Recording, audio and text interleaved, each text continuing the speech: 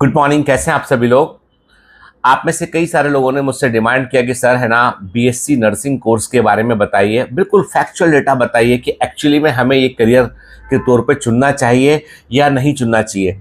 यदि मेरे पास ऑप्शन हो कि मेरे पास बीएचएमएस का ऑप्शन है, वीवाईएनएस का ऑप्शन है, बीयूएमएस का ऑप्शन है और मेरे पास बीएससी नर्सिंग का ऑप्शन है एक अच्छे कॉलेज से, तो मैं कहाँ जाऊँ, मैं बहुत कन्फ्यूज हूँ। और आपके जितने भी क्वेश्चन है ना वो बहुत वैलिड क्वेश्चन है, करियर ओरिएंटेड क्वेश्चन है और उनको उनके आंसर करने के लिए मुझे एक प्रॉपर रिसर्च करना होता है। और उस रिसर्च के बाद पता है आपको, उस रिसर्च के बाद मुझे है ना बहुत सारा नॉलेज मुझे भी मिलता है। दरअसल इतने सालों में अब तक कभी मैंने इन चीज़ों पर बहुत रिसर्च नहीं किया था, लेकिन अब जब रिसर्च किया तो मेरे मेरे भी ज्ञान चक्षु खुल गए हैं, बहुत सारी जानकारी मुझे मिल गई है। यदि मैं आपसे कहूं कि इस समय सबसे सिक्योर करियर इनफैक्ट बल्कि मैं तो ये कहता हूं कि प्राइवेट कॉलेज से जो एमबीबीएस कर रहे हैं, कई लोगों को ये बातें बहुत बुरी लगेंगी और मैं बातें बिल्कुल डेटा के अकॉर्डिंग बात कर रहा हूं। देखो, एक होता है इमोशनल बात कहना, सुनकर बात कहना, मार्केट परसेप्शन पे बात कहना, और एक होता है डेटा ड्रिवन फैक्ट की बात करूं तो प्राइवेट मेडिकल कॉलेज से एमबीबीएस करने वाले बच्चों की तुलना में जो गवर्नमेंट टॉप के इंस्टीट्यूशन से बीएससी नर्सिंग कर रहे हैं, their career is much more secure. उनका करियर मच मोर सिक्योर है, उनकी अपॉर्चुनिटी ज्यादा है। मैं गवर्नमेंट एमबीबीएस को गवर्नमेंट नर्सिंग से कंपेयर नहीं कर रहा हूं, मैं टॉप के 10 नर्सिंग कॉलेज के बच्चों को मैं प्राइवेट मेडिकल कॉलेज के एमबीबीएस से कंपेयर कर रहा हूं और डेटा बड़ा खतरनाक सामने आता है। खैर छोड़ते हैं, कंपैरिजन पर बातें नहीं करते क्योंकि वो कंट्रोवर्शियल हो जाती हैं। अभी हम अपनी एक डिग्री पर हम फोकस करते हैं। जैसे कि यदि बीएससी नर्सिंग की डिग्री क्या है, ये बेसिकली एक 4 साल का प्रोफेशनल कोर्स है। याद रखिए, it is again a professional degree normal academic degree से अलग होती है। आप सिंपल बीएससी करेंगे, एकेडमिक डिग्री है। सिंपल आप जो है वो कोई भी आपने बीए किया, बीएससी किया, वो सब क्या है, वो आपकी जो है वो एकेडमिक डिग्री है। लेकिन जब आप बीएससी नर्सिंग करते हैं वो प्रोफेशनल डिग्री है। इसमें 1 साल का आपका इसमें जो है वो इंटर्नशिप भी इसके अंदर शामिल है। टोटल 4 ईयर लगते हैं इसको कंप्लीट करने के लिए। और ये कहा जाता है कि हेल्थ केयर डिलीवरी के लिए सबसे इंपॉर्टेंट है नर्सिंग, क्योंकि जब एक डॉक्टर किसी अस्पताल में विजिट करता है तो वो पेशेंट को देखता है, मेडिसिन को सजेस्ट करता है और उसके बाद वहां से अगले पेशेंट को देखकर वो चला जाता है राउंड। उसे बोलते हैं ओपीडी राउंड, बोलते हैं उसे आईपीडी राउंड कहते हैं उसको। खैर, लेकिन उसके बाद उस मेडिसिन को टाइमली डिलीवर करना, पेशेंट के सारे सिम्टम को ऑब्जर्व करना, पेशेंट का आउटकम देखना, डॉक्टर को कॉल करना, डॉक्टर से कोऑर्डिनेट करना, ये सारा काम होता है नर्सेस का। और ये नर्सिंग का एक बिल्कुल बेसिक काम है। ये नर्सिंग इसके भी बहुत ऊपर होता है। ये मुझे भी बहुत समय बाद मालूम चला।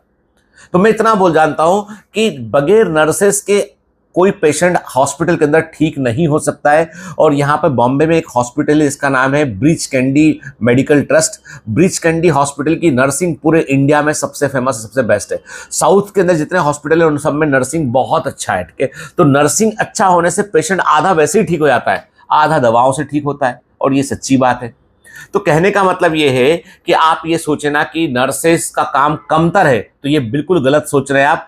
कारण ये है कि ये जैसे एक कार है, उस कार में एक इंजन है। मैंने मान लिया कि कार का इंजन है, एक doctor MD medicine DM doctor, उसका इंजन है कार का। लेकिन कार केवल इंजन से नहीं चल सकती है, कार को चलने के लिए पहिए भी चाहिए, बाकी कंपोनेंट चाहिए। तो जो उसका व्हील है, मतलब ऐसा मान लेता हूं मैं कि हेल्थ केयर का पूरा सिस्टम, उसमें डॉक्टर इंजन के समान है, तो उसके जो व्हील्स है वो है नर्सेस। यदि वो नहीं होंगे तो हेल्थ केयर डिलीवरी नहीं हो सकती है। ठीक है, चलिए, ये तो हमने महत्व की बात कर ली है। अब एलिजिबिलिटी क्राइटेरिया क्या है? आपको 10+2 होना चाहिए पीसीबी से, फिजिक्स केमिस्ट्री बायोलॉजी में। ठीक है, आपके मिनिमम मार्क्स जो है वो 45 से 50% होना चाहिए पीसीबी के अंदर। ठीक है, जो अलग अलग स्टेट में क्राइटेरिया वेरी करता है।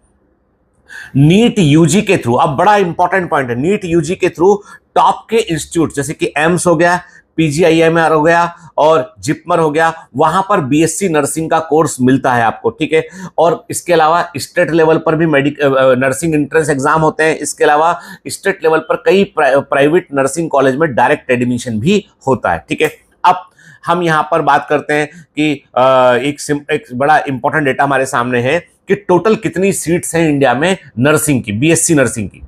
हम बिल्कुल बीएससी नर्सिंग की फंडामेंटल बात कर रहे हैं। तो टोटल यदि हम देखें तो गवर्नमेंट मेडिकल कॉलेज सिर्फ 206 हैं। अब बहुत ध्यान सुनिएगा, नर्सिंग का महत्व कहां खत्म कर रहा है, कौन उस नर्सिंग को को जो है वो सब स्टैंडर्ड बनाने की कोशिश कर रहा है। गवर्नमेंट मेडिकल कॉलेज पूरे इंडिया में सिर्फ 206 हैं और जिनके पास सब मिला के सीटें हैं 10,000। ये 10,000 बीएससी नर्सिंग के जो स्टूडेंट होंगे वो हमेशा करियर को लेकर बहुत सिक्योर रहेंगे, अच्छा ग्रो करेंगे वो, ठीक है। प्राइवेट नर्सिंग कॉलेज है 1557, 1557 कॉलेज जो है वो प्राइवेट नर्सिंग कॉलेज है जहां पर बीएससी नर्सिंग की डिग्री मिलती है, ठीक है। और इनसे हर साल 95,000 लोग जो है वो पास आउट होते हैं। तो कुल यदि देखा जाए तो टोटल कॉलेज पूरे ऑल ओवर इंडिया में 1763 1763 कॉलेज बीएससी नर्सिंग के हैं, जिनमें 1 लाख के आसपास सीटें हैं। गवर्नमेंट कॉलेज सिर्फ 206 है, जिनमें केवल 10,000 सीटें हैं। मतलब यह है कि गवर्नमेंट कॉलेज की सीटें केवल 10 से 12% है। और इसलिए, और अच्छी बात क्या है, इन कॉलेजेस की फीस बहुत कम है और बहुत हाई डिमांड है। कैंपस रिक्रूटमेंट है, यानी इन कॉलेजेस से जो है वो कई बड़े हॉस्पिटल नर्सेस को या बीएससी नर्सिंग किए हुए लोग, देखो बेटा, नर्स केवल लेडी नहीं होती, जेंट्स भी नर्स होते हैं, ठीक है। मेल नर्स होते हैं, फीमेल नर्स होते हैं, उन सबको हॉस्पिटल लेकर जाता है, ठीक है ना।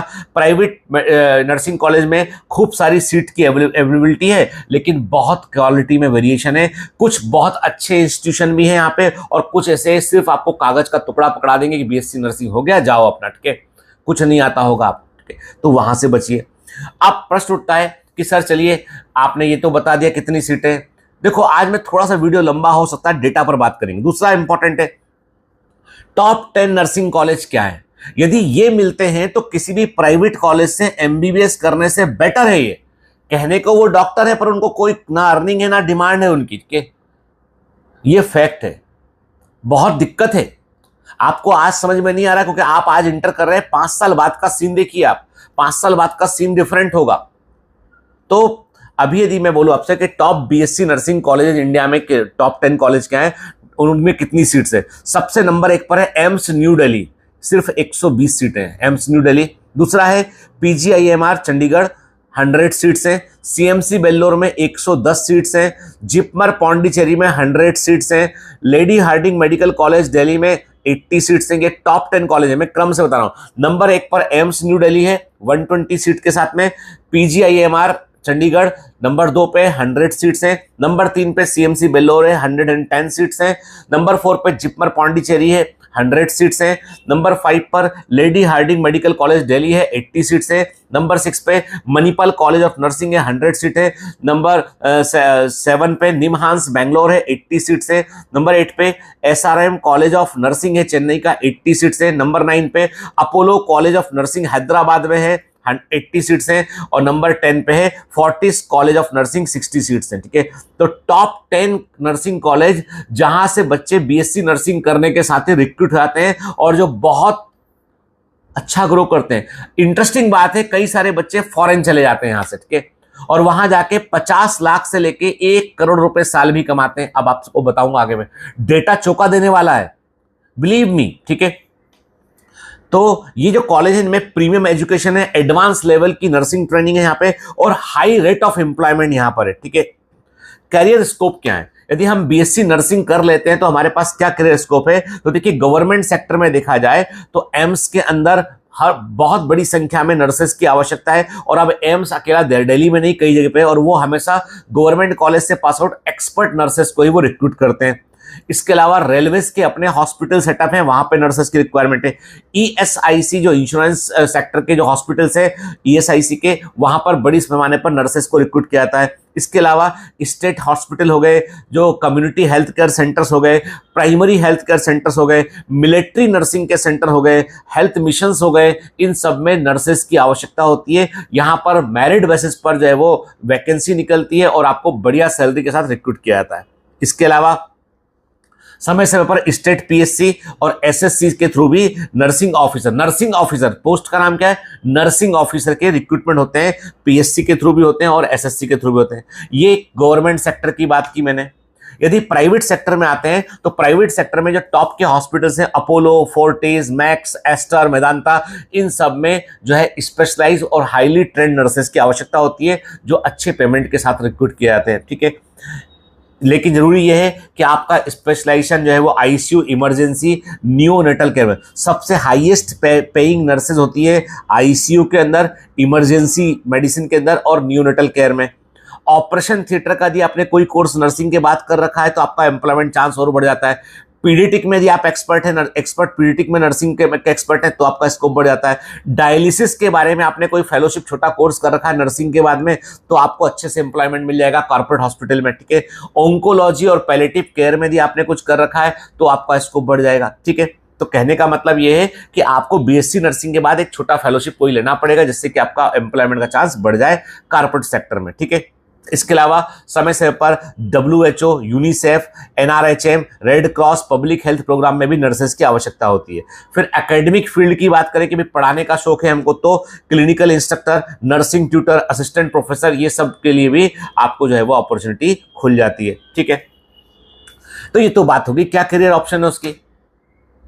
ठीक है, और अब आती बात काम की, पते की बात है कि कितना सैलरी मिलता है। देखिए, यदि आप जो है वो एक फ्रेशर है और आपको रिक्रूट किया गया है नर्सिंग के बाद में तो पीएससी के लेवल पे ने गवर्नमेंट सेक्टर में और एम्स के लेवल पे जो एनुअल पैकेज होता है वो 6 लाख के आसपास का होता है। ठीक है, मतलब 45,000 से लेके 50,000 रुपए महीने नर्सेस की सैलरी है एम्स के अंदर और जो है वो गवर्नमेंट हॉस्पिटल्स के अंदर।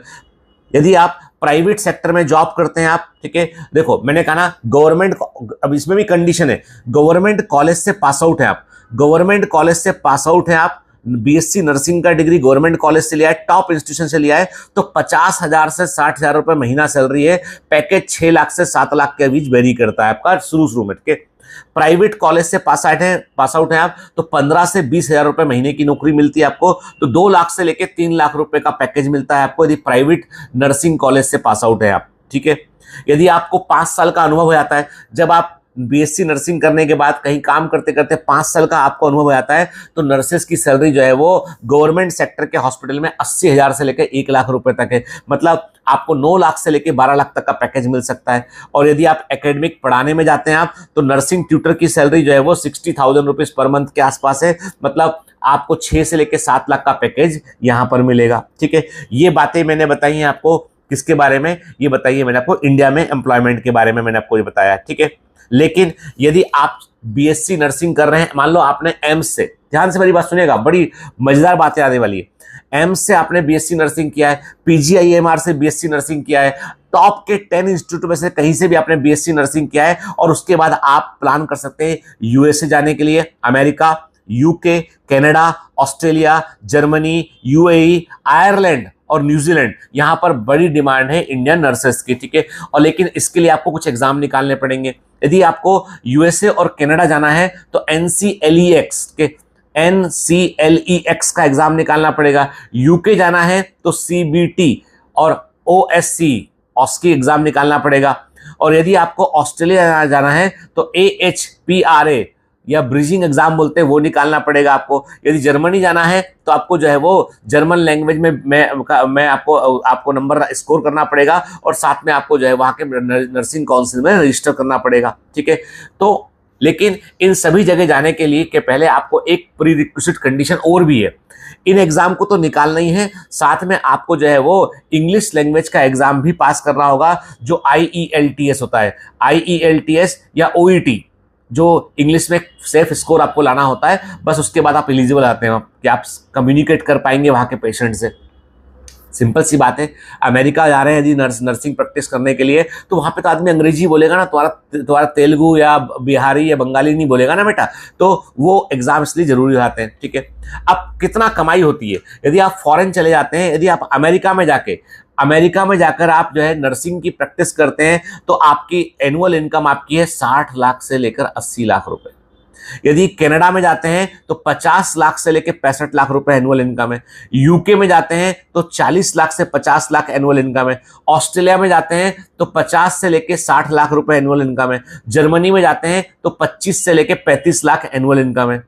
तो इसका मतलब ये है कि यहाँ इन सभी देशों में बहुत हाई डिमांड है इंडियन नर्सेस की, और यहाँ पूरी दुनिया से वहाँ आते हैं। इंडिया के भी टॉप इंस्टीट्यूट जो है वहाँ पर बड़े पैमाने पर कंट्रीब्यूट करते हैं। हमारी पॉपुलेशन ज़्यादा है, सप्लाई भी हमारी ज़्यादा है, ठीक है। और इसके अलावा वहाँ इन देशों की पॉपुलेशन एजिंग कर रही है, और यहाँ पर जो है नर्सिंग की एजुकेशन बहुत महंगी है, इसलिए अमेरिका में पढ़कर कोई नर्स बन जाए और वहाँ पे काम करे ये बहुत कम स्कोप होता है, इसलिए बाहर से लोग आते हैं, ठीक है।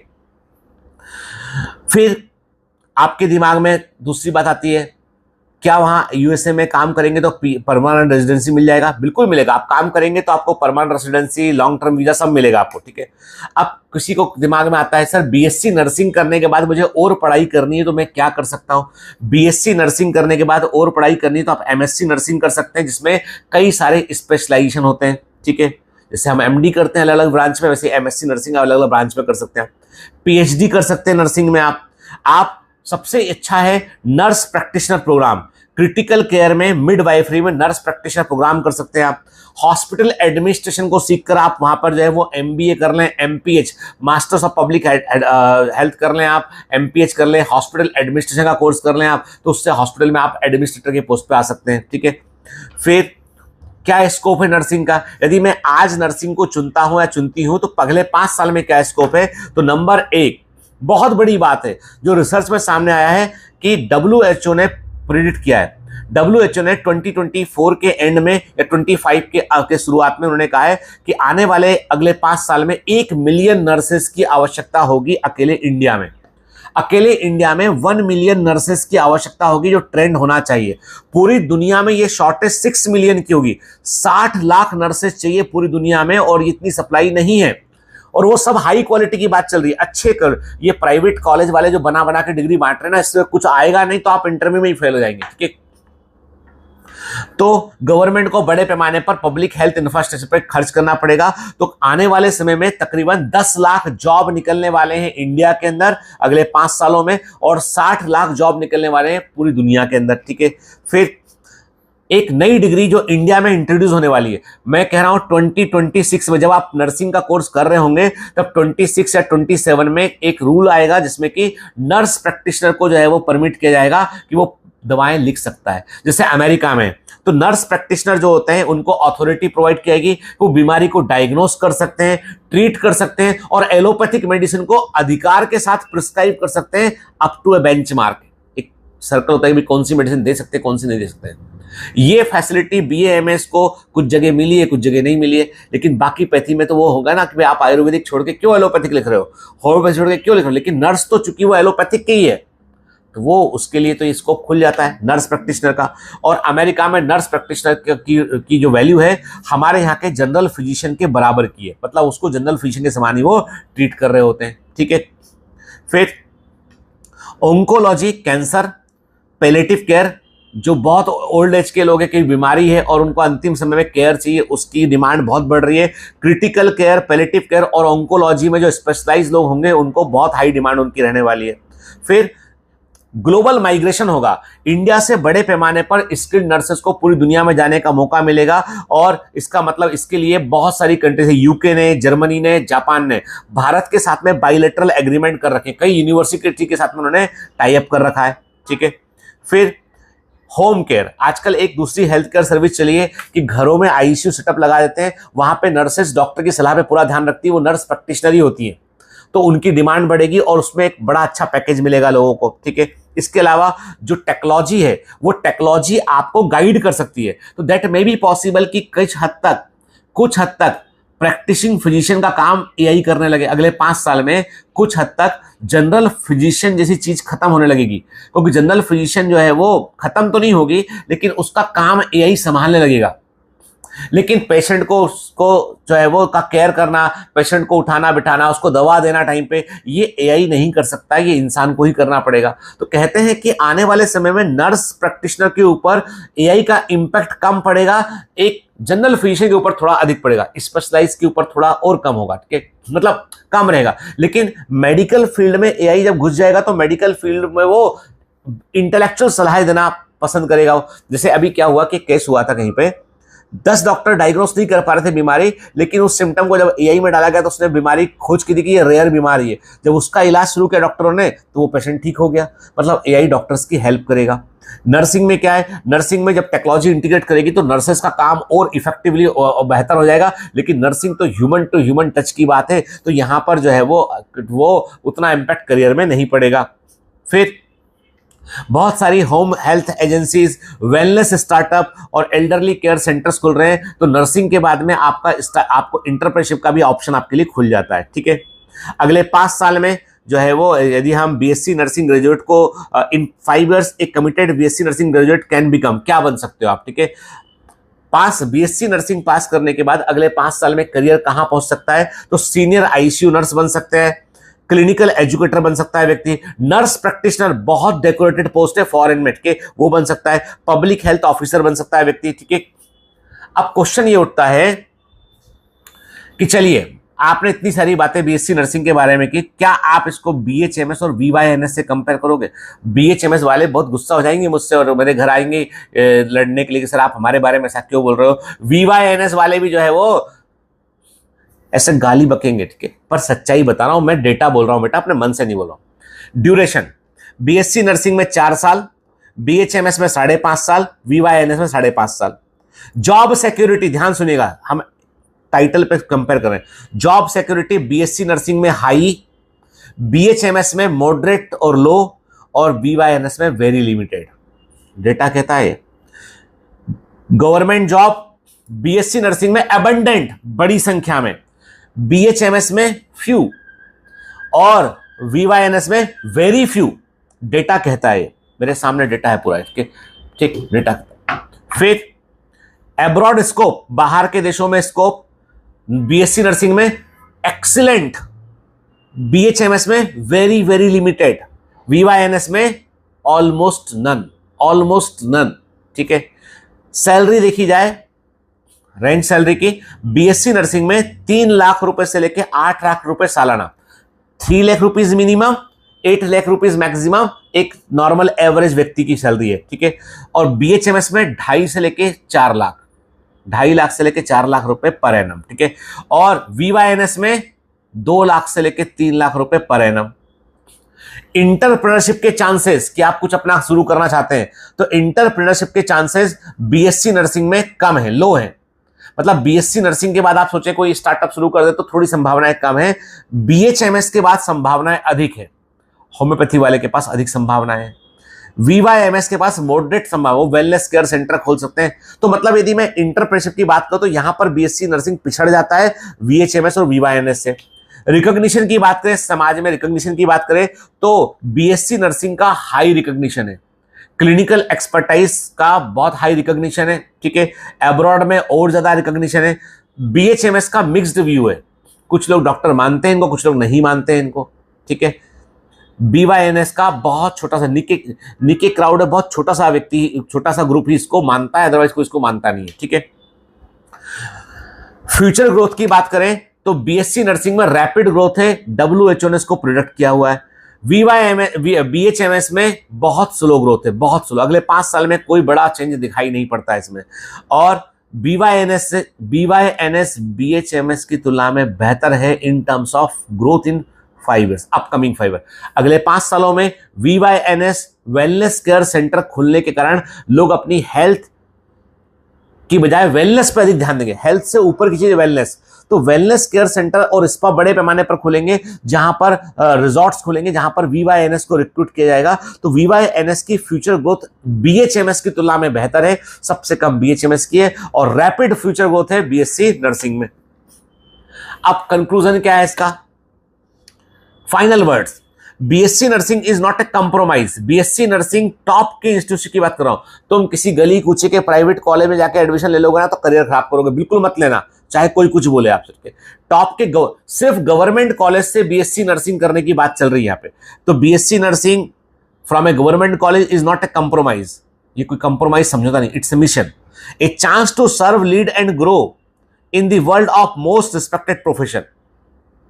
ये बकायदा समझ लीजिए डॉक्टर के साथ में लगे हुए, डॉक्टर के ये एसोसिएट्स, इसलिए इनको नर्स प्रैक्टिशनर भी कहते हैं हम। ठीक है, और इसमें मेडिकल की डिग्री एमबीबीएस एमडी अकेले काम नहीं कर सकता है, दे नीड सपोर्टिंग सिस्टम, और वो पूरा सपोर्टिंग सिस्टम बीएससी नर्सिंग से ही बना हुआ है। ठीक है, तो कहने का मतलब ये है कि जो भी लोग गवर्नमेंट कॉलेज से बीएससी नर्सिंग का सोच रहे हैं, बिंदास आगे बढ़ो, कोई सोचने की जरूरत नहीं है। ठीक है, बिंदास आगे बढ़िए, अच्छे से अपना कोर्स कीजिए, एब्रॉड का स्कोप दिमाग में रखिए, 5 साल बाहर नर्स करके जाएंगे, हो सकता है आप दुबई गए, आप 2-3 करोड़ रुपए कमाया वहां जाके अपने 5-6 साल की प्रैक्टिस में, लौट के इंडिया आ गए, यहां पे छोटा सा एक अस्पताल सेट कर लिया और डॉक्टर को अपने अंडर रिक्रूट कर लिया, डॉक्टर रहेंगे। सोचिए ना आप, एक व्यक्ति जिसने एम से बीएससी नर्सिंग गया, वो अमेरिका गया, 5 साल अमेरिका में उसने अपने लगाए और उसने मान लो 2-3-4 करोड़ रुपए कमाया, वो अपने विलेज लौटता है, छोटा अस्पताल बनाता है और उस अस्पताल का एडमिनिस्ट्रेटर बन जाता है और डॉक्टर्स को काम पे लगा लेता है, तो हो गया एंटरप्रेन्योर। और क्या चाहिए आपको? तो अच्छा क्वेश्चन किया आपने, मेरे को भी बहुत सारी जानकारी मिली से। तो बताइएगा जरूर कैसा लगा आपसे और किस कोर्स के बारे में आप जानना चाहते हैं। All the best.